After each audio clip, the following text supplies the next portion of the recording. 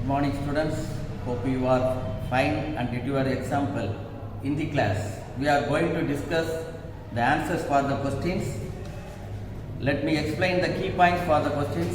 After that, you revise properly if you miss that points in the examination. மாணவர்களே, இப்பொழுது நாம் இந்த பள்ளியின் சார்பாக நடத்திய சிறப்பு தேர்வினுடைய வினாத்தாளை என்ன பண்ண போகிறோம், ரிவைஸ் பண்ண போகிறோம். சார் அதுக்கான ஆன்சர்ஸை நான் உனக்கு இப்போ சொல்ல போகிறேன். நீ அந்த ஆன்சர்ஸை கவனமாக படி. நீ தேர்வில் எப்படி எழுதியிருக்க அப்படிங்கிறத யோசித்துப்பார். ஒருவேளை நீ தவறாக எழுதியிருந்தீங்கன்னா அந்த தவறை சரி செய்து கொள். கையில் எல்லோரும் அந்த கொஸ்டின் பேப்பரை எடுத்துக்கோ. Sir English medium Tamil medium ரெண்டையுமே சேர்த்தே தான் நான் என்ன பண்ண போகிறேன், உனக்கு ஆன்சரை டிக்டேட் பண்ண போகிறேன். ஃபஸ்ட் நம்ம சயின்ஸ் கொஸ்டின் 75 மார்க்ஸ் தான் நடக்கும். எவ்வளோ மார்க்ஸ் தான் நடக்கும்? 75 மார்க்ஸ். மொத்தம் 35 கொஸ்டின்ஸ், 4 பார்ட்ஸ், 4 பகுதிகளாக 35 வினாக்கள் உனக்கு கொடுக்கப்பட்டிருக்கும். அதில் பார்ட் 1 பகுதி 1 என்னதுன்னா choose the best. 1 mark questions, 12 question இருக்கும். ஆன்சர் ஆல் கொஸ்டின்ஸ், எல்லா கேள்விக்கும் என்ன அளிக்கணும், விடை அளிக்க வேண்டும். இது சூஸ் த பெஸ்ட். ஆனால் நம்ம இந்த மாடல் எக்ஸாமில் ஆன்லைனில் நடத்துனதுனால இந்த 12 கொஸ்டினையும் நம்ம எப்படி கொடுத்துருக்குறோன்னா ஃபில்லிங் த பிளாங்க்ஸ் மாடலில் கொடுத்துருக்கோம். உனக்கு பொது தேர்வில் பப்ளிக் எக்ஸாமினேஷனில் அது எப்படி இருக்கும், உனக்கு சூஸ் த பெஸ்ட், சரியான விடையை தேர்ந்தெடுத்து எழுது அப்படிங்கிற மாடல். பார்ட் 2 என்னென்னா 2 மார்க் கொஸ்டின்ஸ், ஷார்ட் கொஸ்டின்ஸ். இது உனக்கு 13லேருந்து 22 வரை மொத்தம் 10 கொஸ்டின் கொடுத்துருக்கோம். Answer any 7 questions. அதில் கொஸ்டின் நம்பர் 22 இஸ் கம்பல்சரி. ஒரு ப்ராப்ளம் வந்து நீ கம்பல்சரியாக அட்டன் பண்ணணும். 7 கொஸ்டின் கண்டிப்பாக எழுதணும். அதே மாதிரி பார்ட் 3ல் பகுதி 3லேயும் உனக்கு 10 கொஸ்டின் இருக்கும், 23லேருந்து 32 வரை. அதுலேயும் நீ கண்டிப்பாக கொஸ்டின் நம்பர் 32 ஒரு ப்ராப்ளம் இருக்கும், அதை கண்டிப்பாக நீ என்ன பண்ணணும், சால்வ் பண்ணி தான் ஆகணும். அதில் உனக்கு ஒரு 3 சாய்ஸ் விட்டுக்கிடலாம். Part 4 long answers, 7 marks, 3 questions கொடுத்துருப்பாங்க. எல்லா கொஸ்டினையும் அட்டன் பண்ணணும். ஆனால் எய்தராக ஒரு கொஸ்டினுக்கு 2 சாய்ஸ் இருக்கும், அதில் ஏதாவது ஒன்று நீ கண்டிப்பாக அட்டன் பண்ணணும். ஃபிசிக்ஸ்லேருந்து, கெமிஸ்ட்ரியிலேருந்து, பயாலஜிலேருந்து ஒரு கொஸ்டின்ஸ் கேட்பாங்க. பார்ட் 3லேயும் பார்ட் 4லேயும் உனக்கு கொடுக்குற கொஸ்டின்ஸ் வந்து கொஞ்சம் long answers, very long answers வந்து 2 பார்ட்டாக உனக்கு கொஸ்டின் கேட்பாங்க. இதை வந்து நீ எழுதும்போது என்னென்னா 2 கொஸ்டினாக இருக்கும். ஒரே கொஸ்டினில் 2 A B அல்லது ஏல 1 2 2 கொஸ்டின்ஸ் இருக்கும். 7 மார்க் கொஸ்டினா ஒரு கொஸ்டினுக்கு 4, ஒரு கொஸ்டினுக்கு 3 அப்படின்னு இருக்கும். ஃபார் எக்ஸாம்பிள் நம்ம பார்ட் 4ல் ஒரு கொஸ்டின் இருக்குது பாரு, 33 கொஸ்டின் நம்பர் 33 கொஸ்டின் பேப்பரை பாரு. State the universal law of gravitation. அதாவது என்ன கொடுத்துருக்காங்க, பொது ஈர்ப்பியல் விதியினை கூறுக. அதில் 2வது கொஸ்டின் என்னன்னா பொது ஈர்ப்பியல் விதியின் பயன்பாட்டினை விவரி. Give the application of universal law of gravitation. இந்த கொஸ்டினில் ஏதாவது ஒன்று தெரிஞ்சு எழுதுனா கூட நீ அதில் 4 மார்க் வாங்கிவிடலாம். 2 எழுதுனா 7 மார்க். ஒரு பார்ட் தெரிஞ்சு எழுதுனா உனக்கு அதுக்கு 3 மார்க் அல்லது 2 மார்க்காக இருக்கலாம். இதை பொறுத்த மட்டும் ஃபஸ்ட்டு யூனிவர்சல் லா ஆஃப் கிராவிடேஷனுக்கு 2 மார்க்ஸும், அந்த யூனிவர்சல் லா ஆஃப் கிராவிடேஷனுடைய அப்ளிகேஷனுக்கு பொது ஈர்ப்பியல் விதியுடைய பயன்பாட்டுக்கு 5 மதிப்பெண்களும் வச்சுருக்கோம். அதே மாதிரி 34 கொஸ்டின் நம்பர் 34 பாருங்கள். Give the salient features of modern atomic theory. நவீன அணுக்கொள்கையின் சிறப்பம்சங்கள். அதையும் அவோகேட்ரோஸ் லாவுடைய அப்ளிகேஷன்ஸையும் கேட்டு, அவோகேட்ரோ விதியின் முக்கிய எடுகோலையும் கேட்டு. 2ஐயும் நீ தெரிந்ததை எழுதுனீங்கன்னா, ஒருவேளை அவோகேட்ரோ விதி தெரியலை, அதனுடைய முக்கிய எடுகோள்கள் தெரியலை, நவீன அணுக்கொள்கை தெரியுதுன்னு அதை நீ எழுதுனீங்கன்னா உனக்கு அதுக்கான மதிப்பெண் கிடைக்கும். அதனால் இந்த கொஸ்டின் மாடல் ஒரே கொஸ்டினில் 2 கொஸ்டின்ஸ் இருக்கும். அதில் ஏதாவது ஒன்று எழுதுனா அதுக்கான மதிப்பெண்கள் உண்டு. ஒன்று தெரியலன்னா அதை அப்படியே விட்டுட்டு வந்துடாது. கண்டிப்பாக எல்லா கொஸ்டினையும் எழுதுங்க. சயின்ஸில் கண்டிப்பாக சென்டம் வாங்கலாம். இப்படி நம்மளுடைய கொஸ்டின்ஸில் பகுதி 1, பகுதி 2, பகுதி 3, பகுதி 4 4 பகுதிகள், பார்ட் 1 2 3 4. அந்த பப்ளிக் கொஸ்டின் அடிப்படையில் தான் நம்ம இந்த ஸ்பெஷல் எக்ஸாமை நடத்திடுவோம். இப்போ சார் அதுக்கான ஆன்சர்ஸ் கொடுக்குறேன். ஃபஸ்ட்டு பார்ட் 1 பகுதி 1 பார்ட் 1 அதில் என்ன question, answer all the question அப்படின்றது. அதில் first question, a man of mass 100 kg has a weight of dash at the surface of the earth. 100 kilogram நிறையுடைய மனிதனின் எடை புவிப்பரப்பில் எவ்வளவாக இருக்கும்? நம்ம ஏற்கனவே படிச்சிருக்கோம், நிறை வேற எடை வேற, அதாவது மாஸ் வேற வெயிட் வேற. Weight is variable with the gravitational force. Weight வந்து அதனுடைய கிராவிடேஷனல் ஃபோர்ஸ் ஆகுதுனால வேரி ஆகும். ஒரு இடத்தினுடைய புவியீர்ப்பு சக்தியின் அடிப்படையில் வெயிட் என்னதாகும்? மாறும். ஒரு மனிதனுடைய எடை அல்லது ஒரு பொருளின் எடை அந்த பகுதியில் உள்ள ஈர்ப்பு விசைக்கு ஏற்ப மாறும்.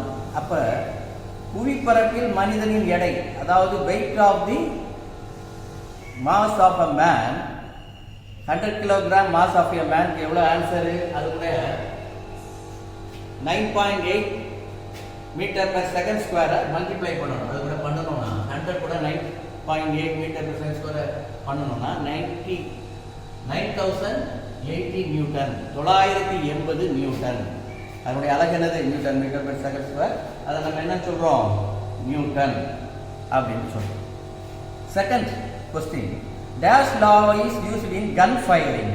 துப்பாக்கி சுடுதலில் நாம் பயன்படுத்தக்கூடிய விதி என்னது? Newton's third law. Newton's third law, அதாவது நியூட்டனின் மூன்றாவது விதி. Every action there is an equal and opposite reaction. There is always act on the different bodies. ஒவ்வொரு வினைக்கும் அதற்கு சமமான எதிர்வினை உண்டு. இதுதான் நியூட்டனின் மூன்றாவது விதி. அந்த விதியின் அடிப்படையில் துப்பாக்கி சுடுதலில் குண்டு வெளியேறும் நிகழ்வு, துப்பாக்கி சுடுதலில் குண்டு வெளியேறும் நிகழ்வு நியூட்டனின் மூன்றாவது விதி. Third question, amount of light entering into the eye is controlled by iris. கண்ணில் நுழையும் ஒளியின் அளவை டேஷ் கட்டுப்படுத்துகிறது? ஐரிஸ். பிளாக் கலர்ல இருக்குல்ல, அது ப்ரௌன் கலர்ல இருக்கலாம், ப்ளூ கலர்ல இருக்கலாம், ஒவ்வொரு மனுஷனுக்கும் வெவ்வேறு கலர்ல இருக்குது. ஐரிஸ். பாஸ்பரஸின் அணுக்கட்டு எண். Atomicity of phosphorus is 4. Atomicity of phosphorus is 4. The number of atom present in the molecule is called atomicity. Number of atom present in the molecule is called atomicity. அப்ப இதுல எத்தனை இருக்குது? அணுக்கட்டு எண் எதுக்கு எவ்வளவு? பாஸ்பரஸ்க்கு P4. அப்ப 4. அணுக்கட்டு எண் 4. Atomicity is 4. அலுமினியத்தின் முக்கிய fifth question. 1 mole of any substance contain dash molecules. 1 mole of any substance contain dash molecules. ஒரு மோல் கொண்ட எந்த ஒரு பொருளும் எவ்வளவு மூலக்கூறுகளை கொண்டிருக்கும்? அவோகைட்ரா சொல்லி கொடுத்திருக்காரு. 6.023 into 10 to the power 23. 1 mole of substance, அது ஆட்டமா இருக்கலாம், மாலிகூல்ஸா இருக்கலாம், அயன்ஸா இருக்கலாம், அல்லது அதர் பார்ட்டிகிள்ஸா இருக்கலாம். எதா இருந்தாலும் 1 mole of substanceல, ஒரு மோல் கொண்ட பொருள்ல எவ்வளவு மூலக்கூறுகள் இருக்கும், அல்லது எவ்வளவு அணுக்கள் இருக்கும், எவ்வளவு அயனிகள் இருக்கும்? 6.023 into 10 to the power 23. 6.023 பெருக்கல் 10⁻23 துகள்கள் இருக்கும். அடுத்த கேள்வி, நவீன ஆவர்த்த அட்டவணையின் அடிப்படை யாது?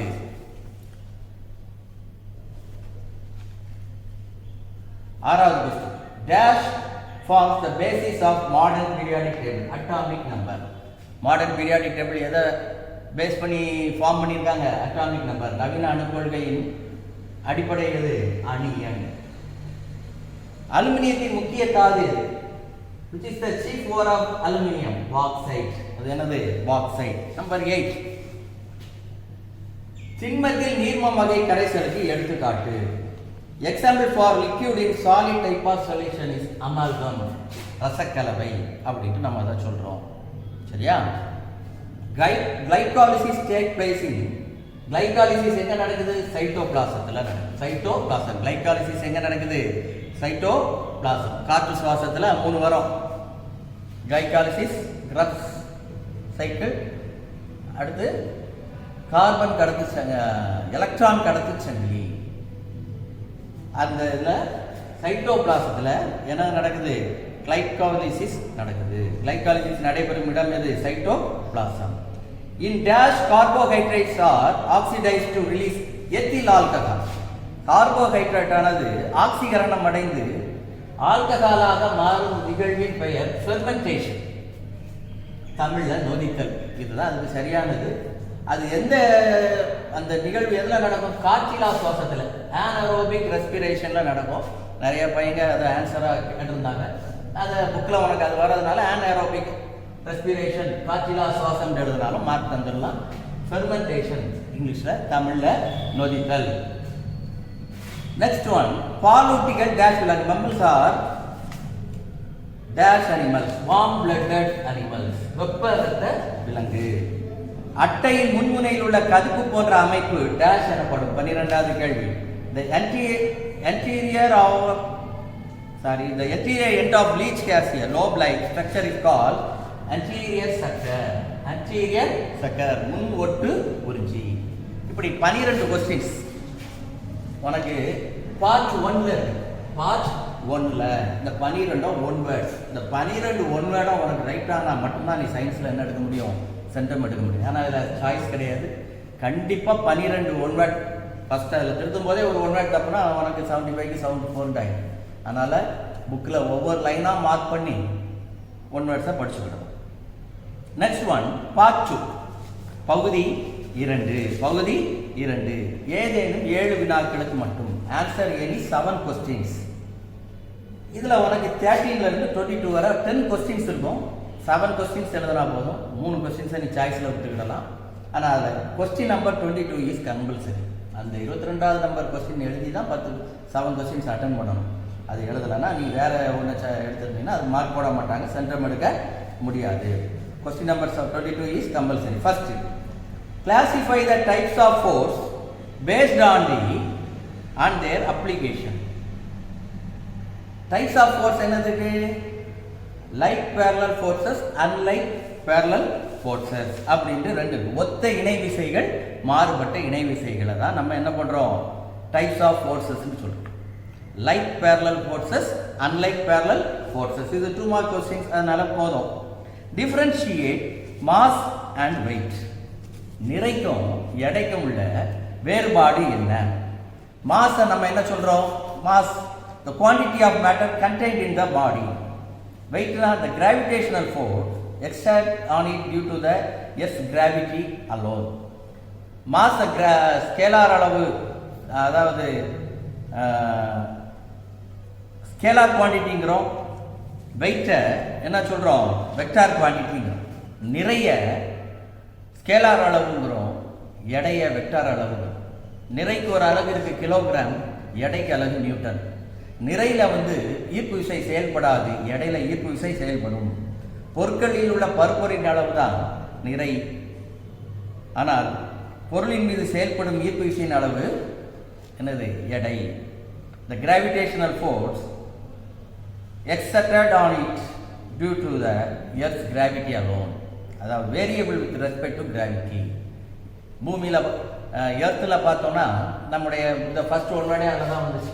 100 கிராம் கிலோகிராம் வெயிட் உள்ள மனுஷனுக்கு மாசுடைய மேனுடைய வெயிட் எவ்வளவு அப்படின்னா, எர்த்தில் பார்க்கணும்னா எர்த்துடைய கிராவிட்டியால் மல்டிப்ளை பண்ணணும். 9.8 into 10 to the power -, into meter per second square அப்படின்ட்டு நம்ம மல்டிப்ளை பண்ணணும். அதே நேரம் நம்ம மூணில் பார்க்கணும், மூணுடைய கிராவிட்டி வச்சு அதை நம்ம என்ன பண்ணணும்? மல்டிப்ளை பண்ணணும். இதுதான் மாஸுக்கும் வெயிட்டுக்கும் இல்லை டிஃப்ரென்ஸ், நிறை எடை வேறுபாடு. Why does the sky appear in blue color? வானம் ஏன் நீல நிறமா தோன்றும்? ப்ளூ கலருடைய wavelength very shorter wavelength இது blue colour. So it is scattered on the sky compared to the red color.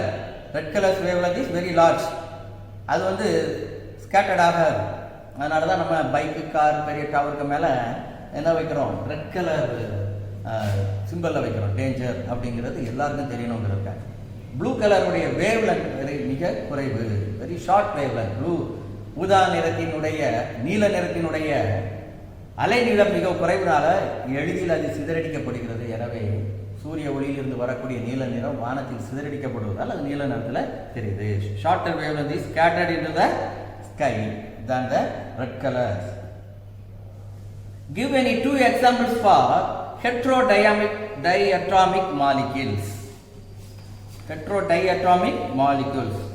16, question number 16. வேறுபட்ட ஈரணு மூலக்கூறுகளை தருக. ரெண்டு வேறுபட்ட ஈரணு மூலக்கூறு என்னது? HCl. இல்ல ஹைட்ரஜனும் இருக்கு, குளோரினும் இருக்கு. ரெண்டு வேற வேற ஆட்டம், அதனால ஹெட்ரோ அட்டாமிக் மாலிக்யூல். இன்னொன்று என்ன சொல்லலாம்? NaCl சொல்லலாம். Sodium chloride. சோடியம் இருக்கு, குளோரின் இருக்கு. ஸோ இதை வந்து ஹெட்ரோ டைஅட்டாமிக் மாலிக்யூல், அதாவது வேறுபட்ட ஈரணு மூலக்கூறுகள். இரும்பு துருப்பிடித்தலுக்கான ரெண்டு காரணம்.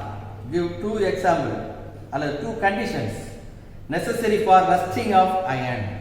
நமக்கு தெரியும் வீட்டில் உள்ள இரும்பு துருப்பிடிக்கணும் என்ன வேணும்? தண்ணி பிடிச்சுன்னா துருப்பிடிக்கும், அல்லது இரும்பினுடைய மேற்பரப்பு காற்றில் பட்டுட்டு இருந்துச்சுன்னா பாருங்க.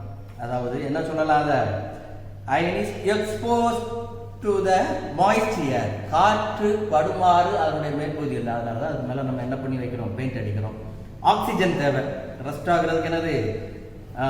ஆக்சிஜன் தேவை, வாட்டர் டிராப்லெட்ஸ் தேவை. இதை தான் நம்ம என்னன்னு சொல்கிறோம்? இதுதான் இரும்பு துருப்பிடித்தலுக்கான 3 காரங்கள்: ஈரமான காற்று, தண்ணீர், ஆக்சிஜன் அப்படின்ட்டு நம்ம அதை சொல்லலாம். 18th question.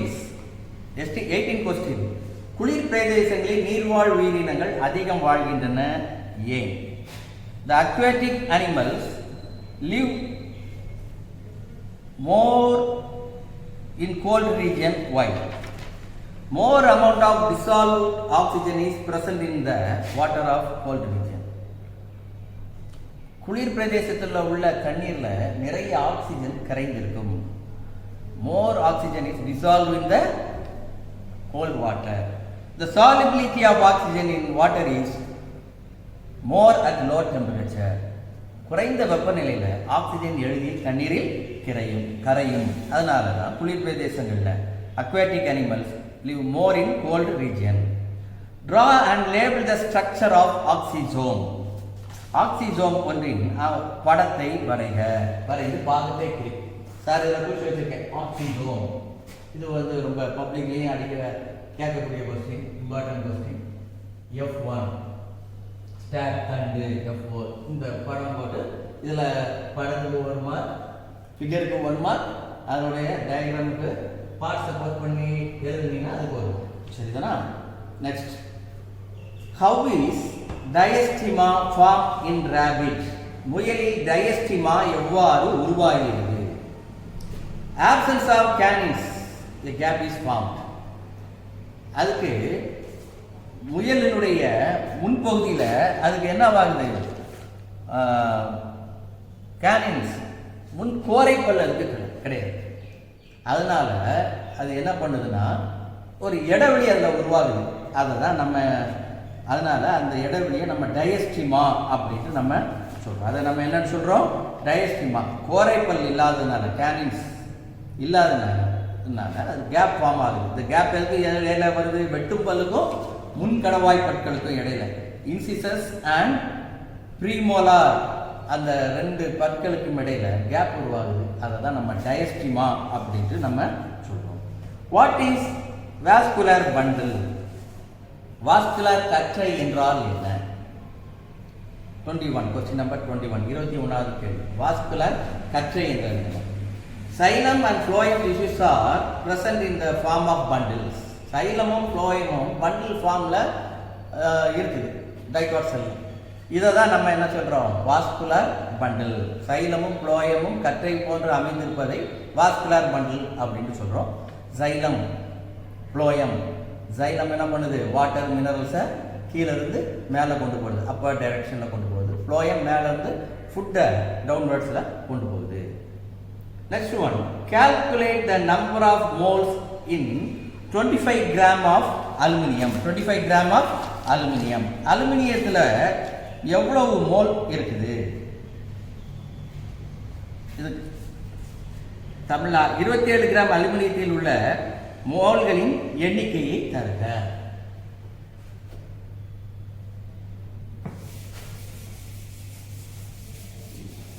ஒரு ஃபார்முலாவை ஃபர்ஸ்ட் எழுதிடணும். Number of moles, number of mole is equal to mass by atomic mass.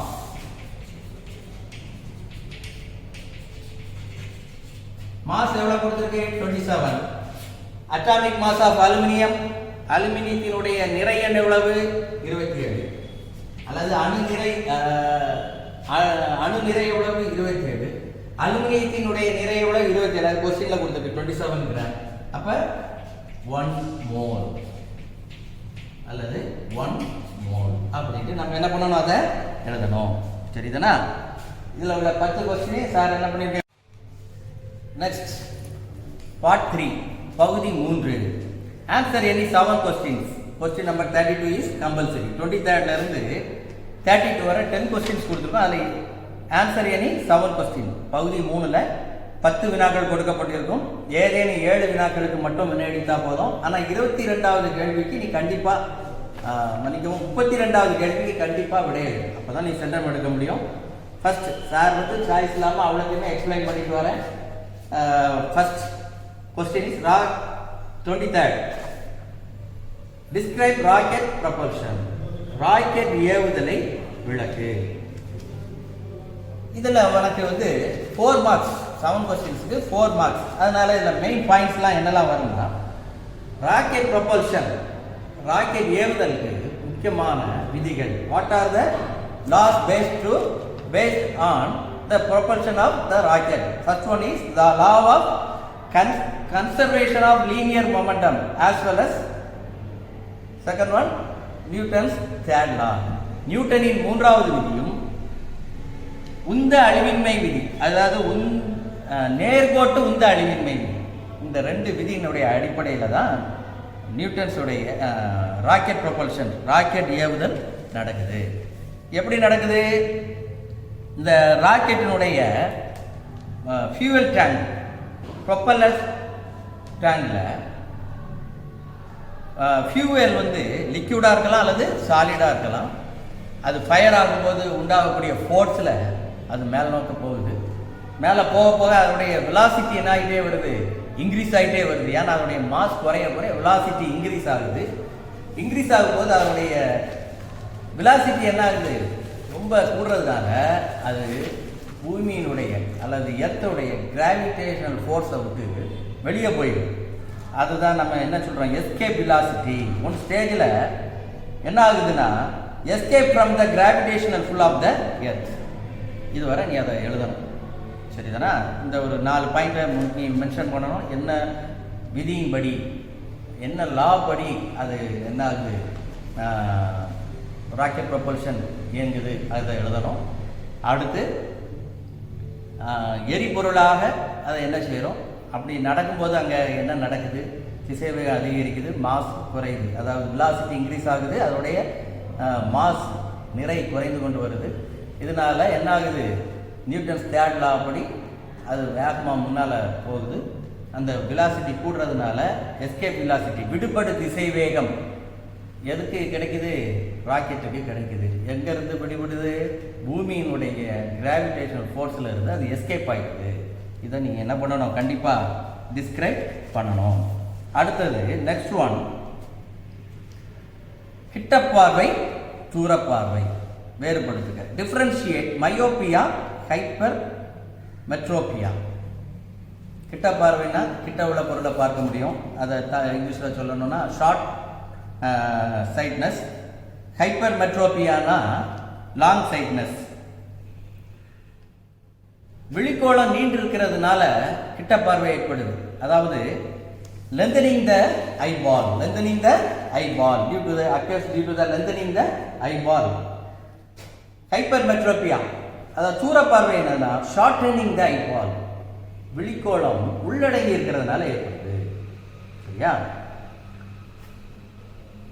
Distance ஆப்ஜெக்டை மயோப்பியா கிட்ட பார்வையால் பார்க்க முடியாது, கிட்ட உள்ளதை பார்க்க முடியும். தூர பார்வையால் தூர உள்ளதை பார்க்க முடியும், நியர்பை ஆப்ஜெக்ட்ஸை பார்க்க முடியாது. The focal length of eye lens is reduced. மயோபியால கிட்ட பார்வையில் அதனுடைய குவிய தொலைவு குறைந்து விடுகிறது, முன்னால் குவிக்கிறது.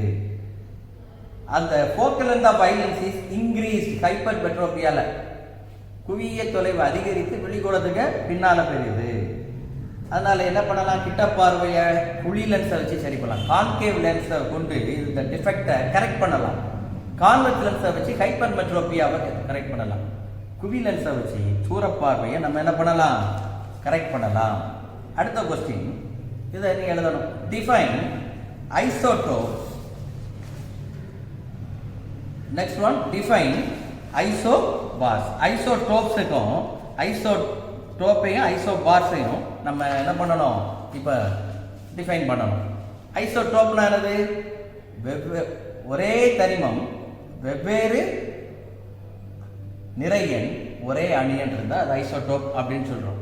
சரியா? an element having the same atomic number but different mass number is called isotopes. Different mass number is called isotopes.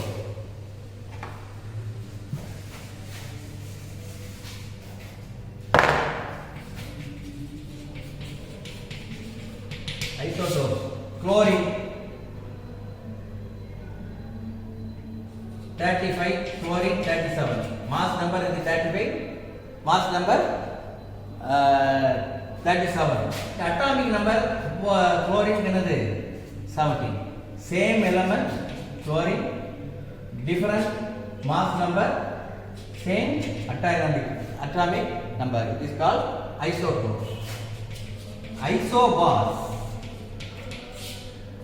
Isobars-க்கு example வந்து ஆர்கான் 40, கால்சியம் 40, அதனுடைய அட்டாமிக் நம்பர் 18, கால்சியத்துக்கு 20. அப்போ ஐசோபார்ஸ் எப்படி டிஃபரன்ஸ் பண்ணுறோம், வேறுபட்ட தனிமம் வேறுபட்ட நிறையணையும் ஒரே அணியணையும் கொண்டு இருந்தால் அது isobar.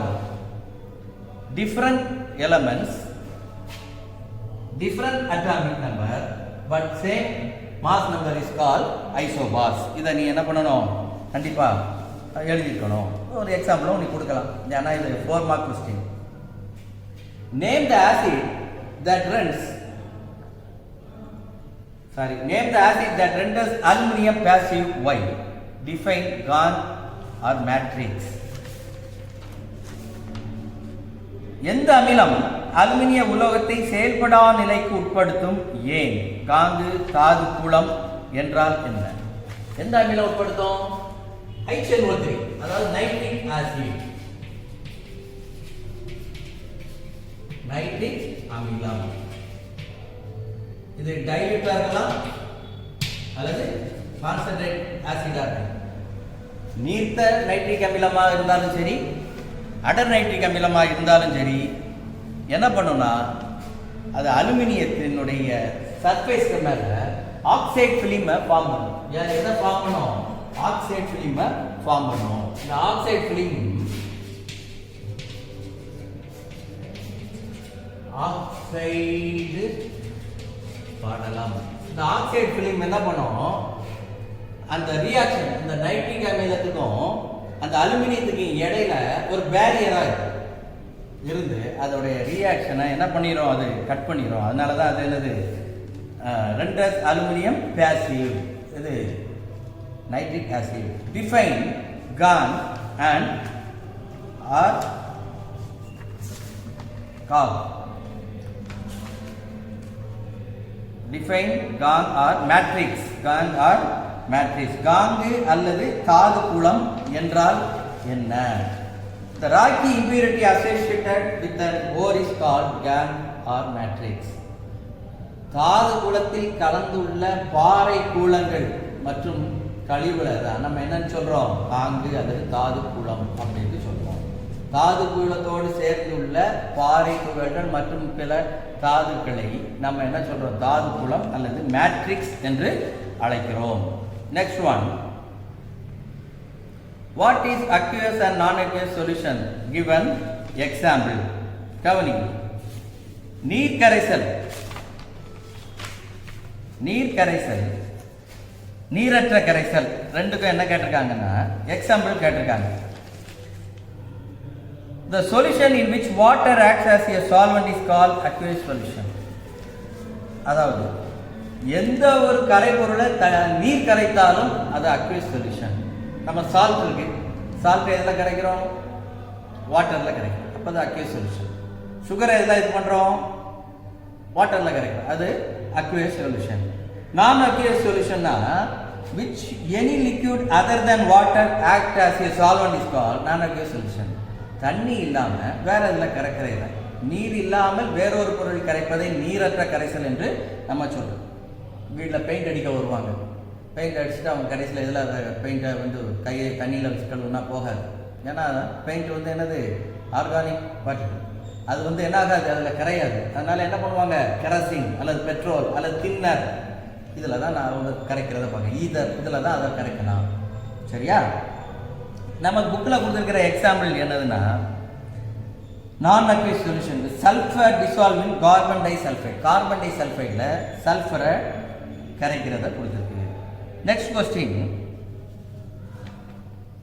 Aerobic respiration and aerobic respiration differentiate. தமிழில் காற்றுள்ள சுவாசம் காற்றில்லா சுவாசம் அப்படின்னு. ஏரோபிக் ரெஸ்பிரேஷன் எந்த பிரசன்ஸில் தான் நடக்கும், ஆக்சிஜன் இருந்தால் நடக்கும். ஆக்சிஜன் இல்லாமல் ரெஸ்பிரேஷன் நடந்தால் அதுக்கு பேர் அனேரோபிக் ரெஸ்பிரேஷன். சரியா? கார்பன் டை ஆக்சைடும் ஏடிபியும் இந்த ரெஸ்பிரேஷனால ப்ரொடியூஸ் ஆகுது. அனேரோபிக் ரெஸ்பிரேஷனில் லாக்டிக் ஆசிட் எத்தனால் ஏடிபி உண்டாகுது. சரியா? காற்றில்லா சுவாசத்தில் எத்தனால் லாக்டிக் அமிலம் ஏடிபி உருவாகுது.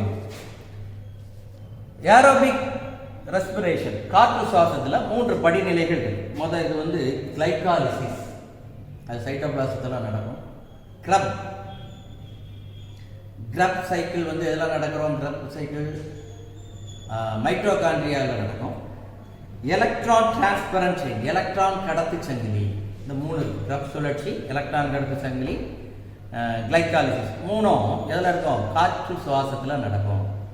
Aerobic respiration. அனேரோபிக் ரெஸ்பிரேஷனில் 2 ஸ்டெப்ஸ் தான், கிளைகாலிசிஸும் நெக்ஸ்ட் ஒன் வந்து ஃபெர்மெண்டேஷனும் நடக்கும். காற்றில்லா சுவாசத்தில் அல்லது அனேரோபிக் ரெஸ்பிரேஷனில் கிளைகாலிசிஸும் ஃபெர்மெண்டேஷனும் மட்டும்தான் நடக்கும். Next question, how does leech suck blood from the host? அட்டை ஓம்புயிரின் உடலிலிருந்து எவ்வாறு இரத்தத்தை உறிஞ்சுகிறது? எப்படி உறிஞ்சுகிறது? The leech makes a triradiate or Y-shaped incision in the skin of the host by the protruded through its mouth. என்ன பண்ணணும்னா Y ஷேப்ல அல்லது triradiated, அது Y ஷேப்ல இருக்கும். triradiated மார்க்கர் அதோட ஹோஸ்டோடைய பாடியில் எதை கடிக்குதோ அந்த உயிரினத்துக்கு மேலே ஏற்படுத்திடுது. The blood is sucked by muscular filings and the salivary secretion hirudin is poured. அதுக்கு பிறகு அதை வச்சு பல்ல வச்சு அதுக்கு தாடையோட பல்ல வச்சு அது உறிஞ்சி எடுக்குது. அப்போ ஹிரிடின் அப்படிங்கிறது அது என்ன பண்ணுது, வெளியே செக்ரியேட் பண்ணுது.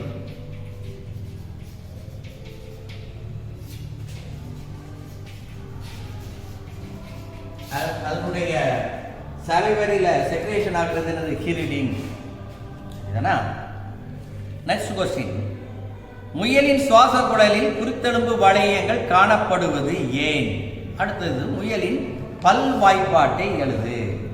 அதுக்கு கேள்வி என்னது, why are the rings of cartilages found in trachea of a rabbit? Tracheal walls are supported by rings of the cartilage which help in the free passage of air. முயலுடைய குருத்தெலும்புகள் வழியாக காற்று எளிதாக சென்று வருவதற்கும் கழுத்துக்கு பலத்தை கொடுப்பதற்கு மூச்சு காற்று எளிதாக செல்வதற்காகவும் அது எப்படி இருக்குது, சுவாச குழாயில் குருத்தெலும்பு வளையங்கள் அதில் இருக்குது. நெக்ஸ்ட், முயலின் பல்வாய்ப்பாட்டை எழுது. Write the dental formula of rabbit. Dental formula of rabbit.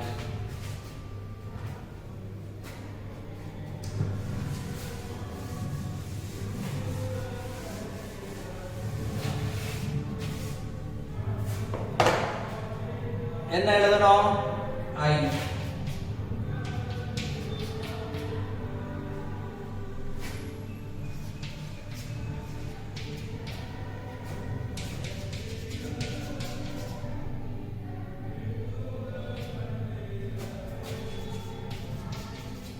மேலே இதெல்லாம் மேல் கடை அப்பர் ஜாஸ்ல உள்ளது. அப்பர் ஜாஸ்ல 2023, லோவர் ஜால 1023. இதெல்லாம் நம்ம என்ன சொல்றோம்? பல் வாய்ப்பாடு, dental formula of the rabbit, dental formula of the rabbit அப்படின்ட்டு நம்ம என்ன சொல்றோம்? சொல்றோம். ஐ வெட்டும் பற்கள், இன்சிசஸ். கேனின்ஸ் கோரை பற்கள். ப்ரீமோலார் அதாவது தமிழ்ல முன் கடைவாய் பற்கள். மோலார் டென்ஸ் 3 மேல 3 இருக்கு, கீழே 3 இருக்கு.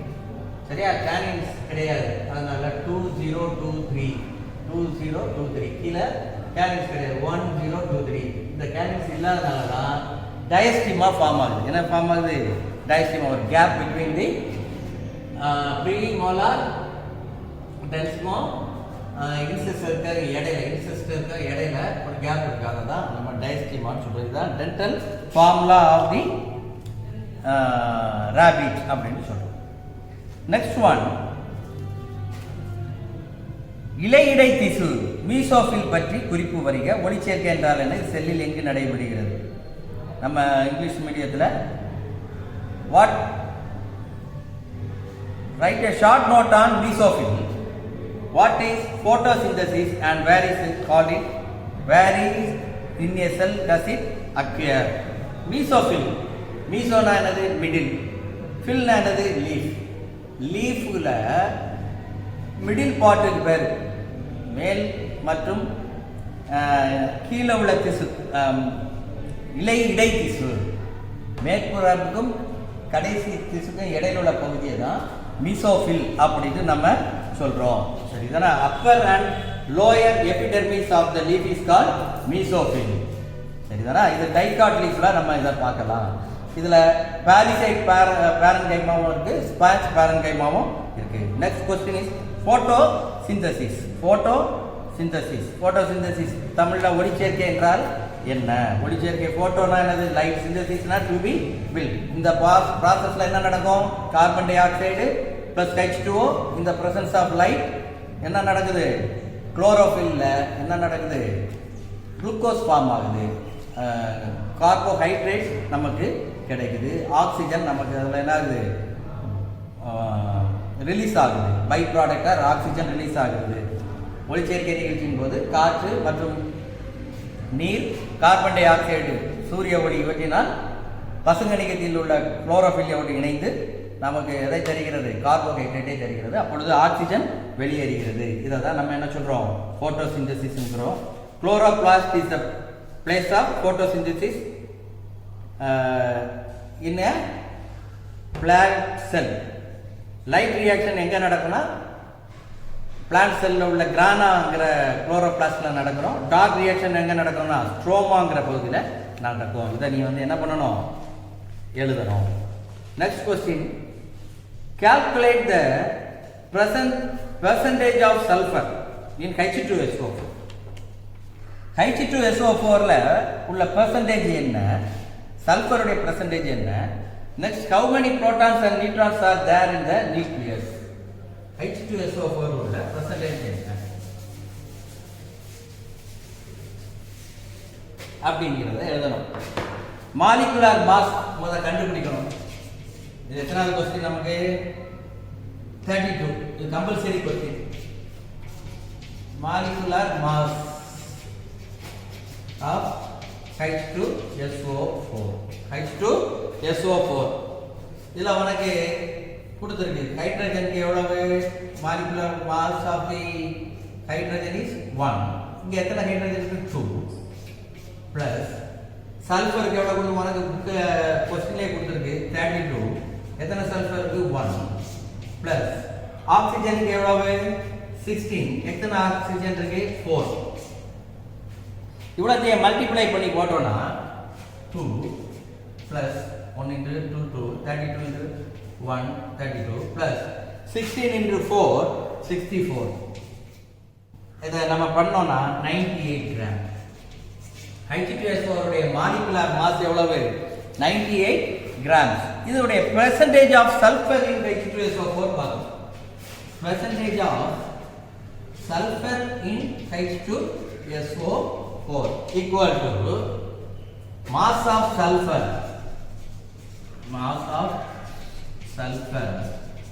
by mass of H2SO4, molecular mass of H2SO4 into 100.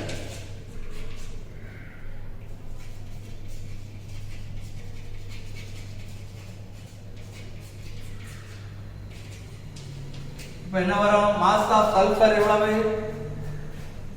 32 by 98. 32 by 98 into 100. That's equal to 32.65. Sulfur's percentage எவ்வளவு? 32.65. H2SO4 சல்ஃபரினுடைய நிறை சதவீதம், சல்ஃபரினுடைய percentage of sulfur equal to 32.65 in H2SO4. H2SO4 sulphuric அமிலத்தில் சல்ஃபரினுடைய நிறை சதவீதம் எவ்வளவு? அதனுடைய நிறை H2SO4 உடைய மாலிகுலர் மாஸை கண்டுபிடிக்கணும். அது எவ்வளவுனா 98. அதுக்கு நம்ம கொஸ்டின்லேயே கொடுத்துருக்கு. ஹைட்ரஜனுடைய நிறை எண் 2, சல்ஃபருடைய நிறை எண் 32, ஆக்சிஜனுடைய நிறை எண் 14. ஒரு ஹைட்ரஜன் இருக்கிறதுனால 1ஆல பெருக்கிறோம், 2 சல்ஃபர் இருக்கு, 1 சல்ஃபர் இருக்கிறதுனால 1ஆல பெருக்கிறோம், 4 ஆக்சிஜன் இருக்கு, அதனால நிறைய எண்ணெய் 4ஆல பெருக்கிறோம். அதை சிம்பிளிஃபை பண்ணா சுருக்குறோம் 98 கிராம். இது மொத்த H2SO4. இதுல சல்ஃபருடைய பெர்சன்டேஜ் பார்க்கணும். Mass of sulphur by molecular mass of H2SO4 into 100. இதை பண்ணணும்னா நமக்கு 32.65. Next question. How many protons and neutrons are there in nucleus of calcium? 40, 20. இதுல எவ்வளவு நியூக்ளியஸ் இருக்குது? கால்சியம் 40, 20. கீழே எழுதுறத அட்டாமிக் நம்பர் வரும். அப்ப அட்டாமிக் நம்பர் 20னா புரோட்டான்ஸ் 20. புரோட்டான்ஸ் 20னா எலக்ட்ரான்ஸ் 20. மாஸ் நம்பர்ல இருந்து அட்டாமிக் நம்பரை கழிச்சோம்னா, அல்லது மாஸ் நம்பர்ல இருந்து அட்டாமிக் நம்பர் அல்லது புரோட்டான்ஸை கழிச்சோம்னா நியூட்ரான்ஸ் கிடைக்கும். அதான் 20. அப்ப எவ்வளவு? Proton, electron, neutron. நமக்கு இதில் கேட்டுக்கிறது என்னது? புரோட்டானும் நியூட்ரான். Proton 20, neutron 20. கால்சியத்தில் எவ்வளவு புரோட்டான் இருக்கு? how many protons are there in calcium? that is 20 and 20 neutrons. Neutrons வேணும்னா neutrons, number of neutrons equal to mass number minus atomic number. That's all. part 3 இதோட முடிவு. உனக்கு part 3ல உனக்கு 32 क्वेश्चனையும் நம்ம பார்த்துட்டோம்.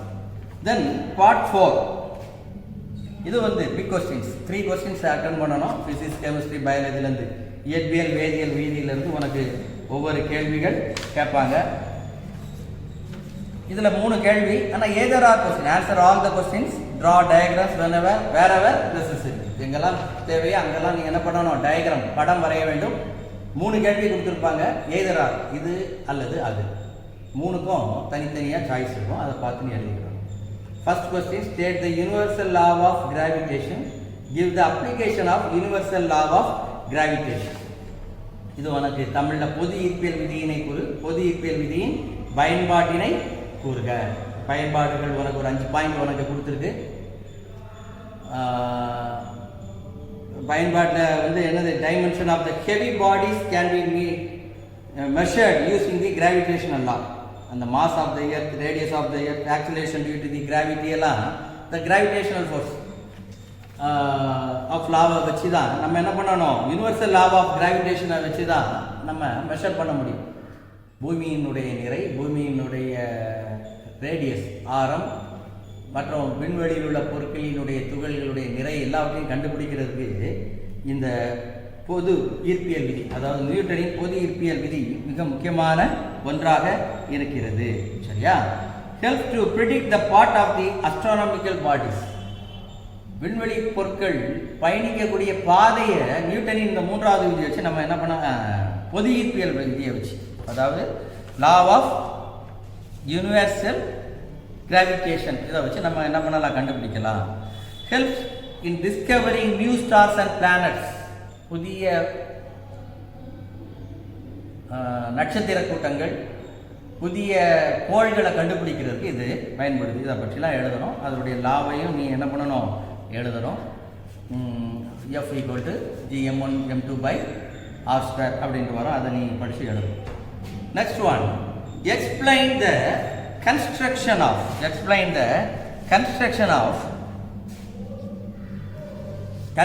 and working of a compound microscope with diagram.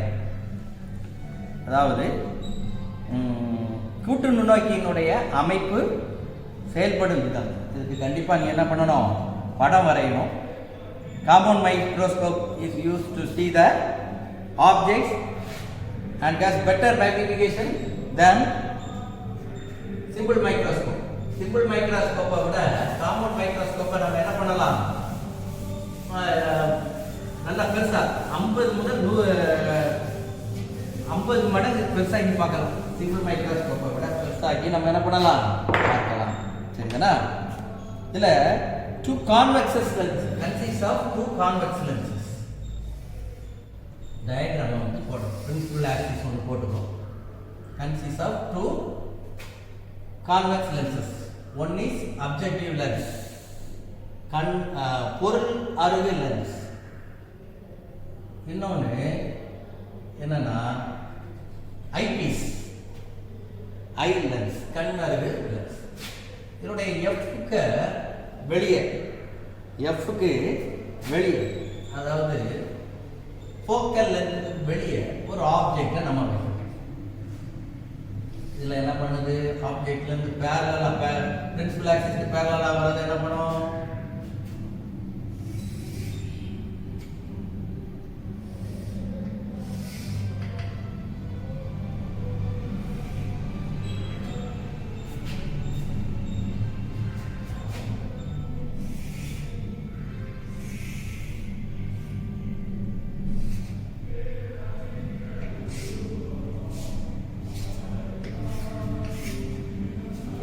Eyepiece.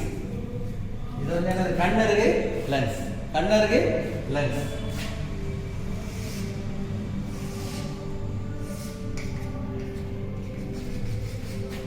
படத்தை நீ கண்டிப்பா என்ன பண்ணணும், ஒரு படத்தை நீ என்ன பண்ணணும்,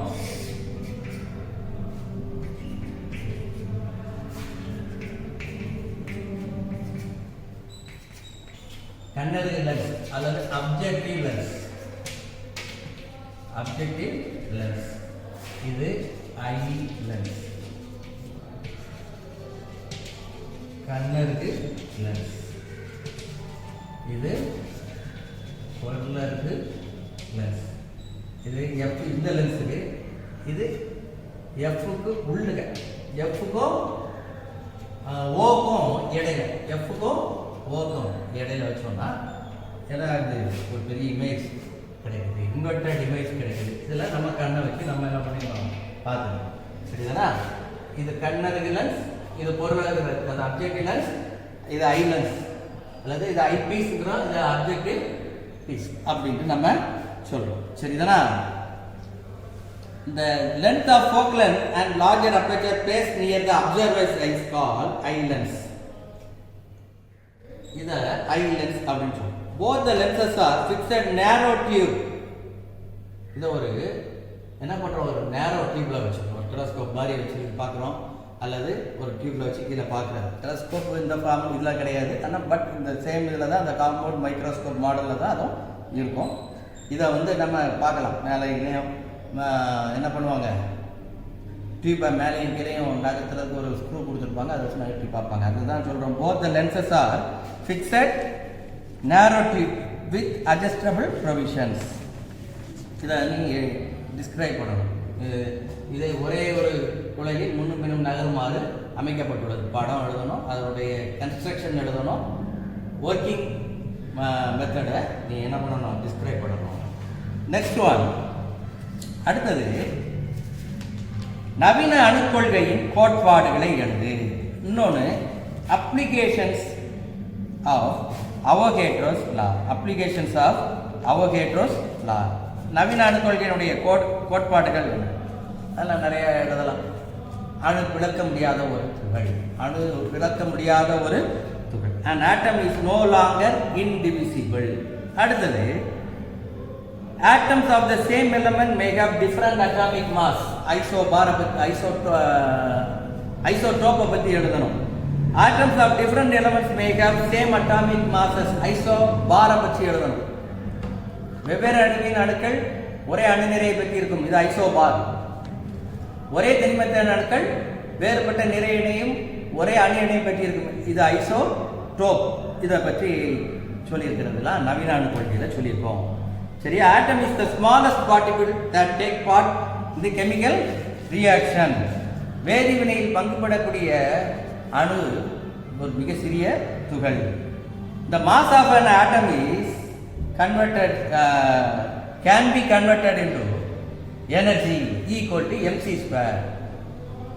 அணுவின் நிறையை ஆற்றலாக மாற்ற முடியும். E equal to mc square. இப்படி ஒரு 5 பாயிண்ட் நீ என்ன பண்ணணும்?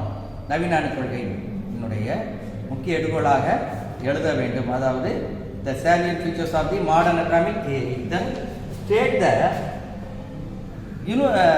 applications of Avogadro's law. Sir ஏற்கனவே சொன்னேன் பார்ட் 4ல பாரு, ஒரே இதில் 2 கொஸ்டின் இருக்கு. அப்போ ஏதாவது ஒன்று தெரிஞ்சு எழுதினா கூட அதனுடைய பாதி மார்க்கம் வாங்கிடலாம். ஒன்று தெரியலன்னா மொத்தத்தில் விட்டுட்டு வரக்கூடாது. அந்த 34ல் 7 எழுதுனா 7ல் உள்ள 2 தான் எழுதணும். 1 2 தான். அதுக்கு அடுத்ததில் உள்ளதை எடுத்து எழுதக்கூடாது. State applications of Avogadro's law. It explains Gay Lussac's law. கே-லூசாக்கின் விதி இது விவரிக்கிறது அப்படின்ட்டு சொல்லலாம். It help the determination of atomicity of the gases. வாயுக்களினுடைய அணுக்கட்டு என்ன அது விளக்குது அப்படின்னு சொல்லலாம். Molecular form of gases can be derived using Avogadro's law. மூலக்கூறு வாய்ப்பாடுகளை இந்த அவகேட்ரா விதியின்படி நாம் பெறலாம் அப்படின்னு சொல்லலாம். It help the determine the gram molar volume of all gases. எல்லா வாயுக்களினுடைய கிராம் மோலார் பருமனை கணக்கிட இந்த அவகேட்ரா விதி உதவுகிறது. இது ஒரு புக்கில் கொடுத்துருக்கு. அவகேட்ரா விதியினுடைய பயன்கள் கண்டிப்பாக இது எக்ஸ்ட்ரா கொஸ்டினில் வருது. மார்க் பண்ணி படிச்சுக்கிடணும். தென் நெக்ஸ்ட் கொஸ்டின்ஸ் பார்ட் 4ல் question number 34. Write notes on question number 34ல் B. Write notes on various factors affecting solubility. 34ல் ஆவணம் கரைதிறனை பாதிக்கும் பல்வேறு காரணிகள். எதெல்லாம் பாதிக்குது? கரைப்பொருள் மற்றும் கரைப்பானின் தன்மை ஒன்று பாதிக்குது, அதை பற்றி எழுதணும். வெப்பநிலை பாதிக்குது. வெப்பநிலை அதிகரித்தாலோ குறைந்தாலோ அதனுடைய கரைதிறனில் பாதிப்பு ஏற்படுது. அடுத்தது அழுத்தம். அழுத்தத்தை அதிகரித்தால் கரைதிறனை அதிகரிக்கலாம். வாய்க்களை கூட கரைய வைக்கலாம். தண்ணீரில் நம்ம 7 பெப்சிலாம் குடிக்கிறோம்ல, அது அழுத்தத்தின் விளைவாக நீரில் வாயுகளை கரைத்து நமக்கு தருவாங்க. இதெல்லாம் கரைதிறனை பாதிக்கும் காரணிகள் அப்படின்ட்டு நம்ம பார்க்கணும். What are the factors affecting solubility? English மீடியத்துக்கு பார்த்தோம்னா the main features that affect solubility in solute are nature of the solute and solvent. Solute and solvent உடைய nature அதை affect பண்ணுது. Effect of temperature. அதாவது solubility of solid in liquid, solubility of gases in liquid. 2 point அதில் நீ mention பண்ணி எழுதணும். Effect of temperature. Then effect of pressure. Pressure எப்படி solubility affect பண்ணுதுங்கிறத எழுதணும். Next question 34B second question. Right a notes on saturated solution. அதாவது தெவிட்டிய கரைசலை பற்றி எழுது. ஒரு குறிப்பிட்ட வெப்பநிலையில் எந்த ஒரு பொருளை கரைப்பொருளை கரைப்பானால் மேலும் கரைக்க முடியாதோ அதை தெவிட்டிய கரைசல் அப்படின்னு சொல்கிறோம். எடுத்துக்காட்டுக்கு நம்ம படிக்கிறது 25 டிகிரி சென்டிகிரேட் செல்சியஸில் 36 கிராம் சோடியம் குளோரைடை கரைக்கலாம். 37 கிராம் சோடியம் குளோரைடை கரைக்கணும்னு நினச்சா அது கரையாமல் கீழே என்ன ஆகிரும்? சேச்சுரேட்டட், அதாவது தெவிட்டிய நிலைக்கு வந்துடும். அதை தான் நம்ம சேச்சுரேட்டட் சொல்யூஷனுங்கிறோம். இங்கிலீஷ் மீடியத்தில் saturated solution solution in which No more solute can be dissolved in a definite amount of solvent at a given temperature is called saturated solution. 25 degrees Celsius temperature la 36 gram sodium chloride நம்ம என்ன பண்ண முடியும், அதில் dissolve பண்ண முடியும். 37 gram sodium chloride கொடுத்தோம்னா அதில் dissolve பண்ண முடியாது, அது சேச்சுரேட்டடாக கீழே இருக்கும். அதை தான் சேச்சுரேட்டட் சொல்யூஷன் அப்படின்ட்டு நம்ம சொல்கிறோம். Then question number 35. Describe and name 3 stages of cellular respiration that aerobic organism used to obtain energy from glucose. காற்று சுவாசிகள் செல் சுவாசத்தின் போது எவ்வாறு குளுக்கோஸில் இருந்து ஆற்றலை பெறுகின்றன, அதன் படிநிலைகளை எழுது. 3 ஸ்டேஜஸ் இருக்கு. First glycolysis. காற்று சுவாசம்ங்கிறது இந்த பிரசன்ஸ் ஆஃப் ஆக்சிஜன், அதில் ஏரோபிக் ரெஸ்பிரேஷன், ஆக்சிஜனில் ரெஸ்பிரேஷன் நடந்துச்சுன்னா அதை ஏரோபிக் ரெஸ்பிரேஷன் அப்படின்ட்டு சொல்லுவோம். இதில் 3 ஸ்டேஜஸ் இருக்குது. கிளைகாலிசிஸ், கிரப்ஸ் சைக்கிள் அண்ட் கடைசியாக ஒன்று electron transport chain. Glycolysis, grubs சுழற்சி, எலக்ட்ரான் கடத்து சங்கிலி. அதில் கிளைகாலிசிஸ் பற்றி எழுதணும். கிளைகாலிசிஸ் எங்கே நடக்குதுன்னா சைட்டோபிளாசத்தில் நடக்கும். தென் கிரப் சைக்கிள் எழுதணும். அது it occurs in the mitochondrial மேட்ரிக்ஸில் நடக்கும். இதில் தான் என்ன நடக்கும்னா எண்ட் ஆஃப் த கிளைகாலிசிஸில் 2 molecules of pyruvic acid enter to the mitochondria. இதை தான் ஆக்சிடேஷன் ஆகி என்ன ஆகும், நமக்கு இதில் NADPH2 FADPH2 கிடைக்கிறோம். It is also call tricarboxylic acid cycle அப்படின்னு சொல்கிறோம். இது மைட்டோகாண்ட்ரியாவினுடைய தளத்தில் இந்த கிரப் சுழற்சி நடக்கும். கடைசி சுழற்சி வந்து எலக்ட்ரான் டிரான்ஸ்போர்ட் செயின், எலக்ட்ரான் கடத்து சங்கிலி. இது என்ன நடக்கும்னா கிரப் சுழற்சியிலையும் கிரப் சைக்கிள்லையும் கிளைகாலிசிஸ்லேயும் நடந்த இந்த ரியாக்ஷன் இங்கே கம்ப்ளீட் ஆகும்.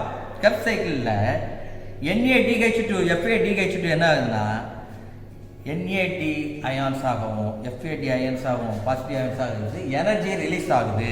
சரியா? இங்கே தான் ATP நமக்கு ப்ரொடியூஸ் ஆகுது. C6H12O6 C6H12O6 plus 6O2 plus 6O2 என்ன ஆகுதுன்னா 6CO2 plus 6H2O plus ATP adenine triphosphate கிடைக்குதுல்ல, அந்த ATP கிடைக்கிறது தான் நம்ம என்னன்னு சொல்கிறோம், கடைசி அந்த ஏரோபிக் ரெஸ்பிரேஷனுடைய ஃபைனல் ஸ்டேஜ் எலக்ட்ரான் டிரான்ஸ்போர்ட் செயினில் கடைசியாக நமக்கு கிடைக்கிறது என்னதான், இந்த ATP நமக்கு கிடைக்குது. சரிதானா? லாஸ்ட் அதை நம்ம என்ன பண்ணணும், எழுதணும். குளுக்கோஸ் ஆக்சிஜன் முன்னிலையில் கார்பன் டை ஆக்சைடை வெளியேற்றுகிறது, நீரை வெளியேற்றுகிறது. அப்போ நமக்கு கிடைக்கிறது ATP. இதுதான் எலக்ட்ரான் கடத்து சங்கிலியின் கடைசியில் நமக்கு கிடைக்கிறது. காற்றிலா சுவாசத்தின் கடைசியில் நமக்கு கிடைக்கிறது. உணவானது செரிமானம் அடைந்து ATP-ஆக கிடைக்குது. இதை நீ விளக்க வேண்டும். கடைசியாக 35 கொஸ்டின் நம்பர் 35 ஆவண அட்டையில் நடைபெறும் இடப்பெயர்ச்சியின் நிகழ்ச்சியினை படிநிலைகளில் எழுதுக. முயலின் உணவு மண்டலம் தாவர உண்ணி வகையான ஊட்டத்திற்கு ஏற்றவாறு எவ்வாறு அமைந்துள்ளது, இதை பற்றி நீ என்ன பண்ணணும், இப்போ எழுதணும். ஃபஸ்ட்டு 35 அதில் question B, how does locomotion take place in leech, எவ்வாறு முயல் அட்டையில் இடப்பெயர்ச்சி நிகழ்கிறது.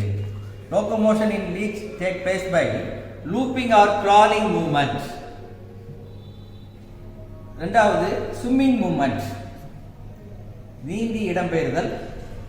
லூப்பிங் அப்படின்னா இழுத்தல் மூலம் நகர்தல் அப்படிங்கிற 2 முறையில் அந்த லீச் நடக்குது. அதை பற்றி நீ வளர்க்கணும். அதே மாதிரி நெக்ஸ்ட் கொஸ்டின், லாஸ்ட் கொஸ்டின், அதில் B1, முயலின் உணவு மண்டலம் தாவர உண்ணி வகையான ஊட்டத்திற்கு ஏற்றாற்போல் எவ்வாறு அமைந்துள்ளது. How is the digestive system of rabbit suited for herbivorous mode of feeding? கவனி, இது உன் புக்கில் ஹார்ட்ஸ் அப்படின்னு கொடுத்துருக்கிற கொஸ்டினில் வரும். ஹையர் ஆர்டர் திங்கிங் ஸ்கில்ஸ் கொஸ்டின்ஸில் இது வருது. எப்படி முயல் தன்னுடைய தாவர உணவு வகையினை ஏற்றுக்கொள்வதற்கு ஏற்றாற்போல் பல்வகைகளை பெற்றுள்ளது. How is the digestive system of rabbit suited for herbivorous mode of feeding? First, absence of canines. Caninus வந்து அது கிடையாது. Caninus முன் கோரை பற்கள் அதுக்கு கிடையாது. அதில் கேப் இருக்கும். டயஸ்டிமா அதனால ஃபார்ம் ஆகுதுன்னு பார்க்கணும். The gap between the incisor and the premolar called diastema helps in the mastication and chewing of food in herbivorous animals.